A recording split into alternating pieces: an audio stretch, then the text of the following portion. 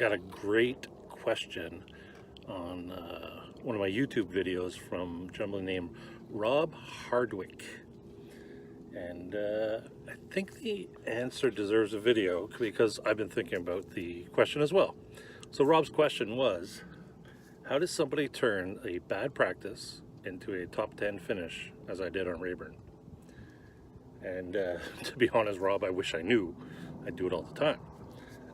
But it is something I've been thinking about a lot lately because it's not the first time this has happened for me, where I've had a bad practice, but then come tournament time, I managed to scrounge up a decent limit and get away with a check, sometimes a great finish.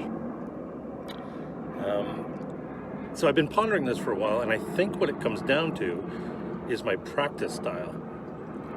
When I'm on the water practicing for a tournament, I'm covering as much water as I can.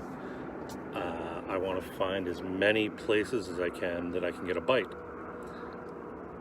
So for that reason, I'm really not picking apart any area I get bit very well.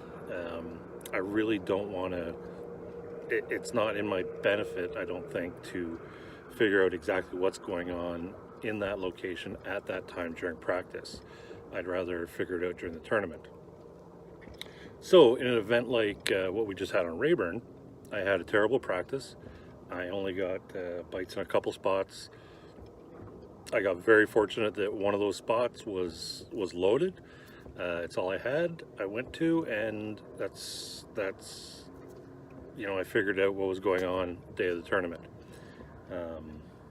It's quite opposite to some friends of mine that they're more pick apart an area kind of thing. They'll get in one small area, figure it out completely during practice. They know which fish are where, and so it's not, one way of practice isn't better than the other, but my style is cover as much water, get as many bites as possible, and then put it together in the tournament.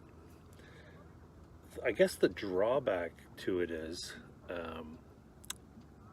in an event where, say I get 50 bites in 25 spots, I now have 25 spots to go to, and because I didn't pick those apart in practice, maybe I don't get to one that is really holding the mother load.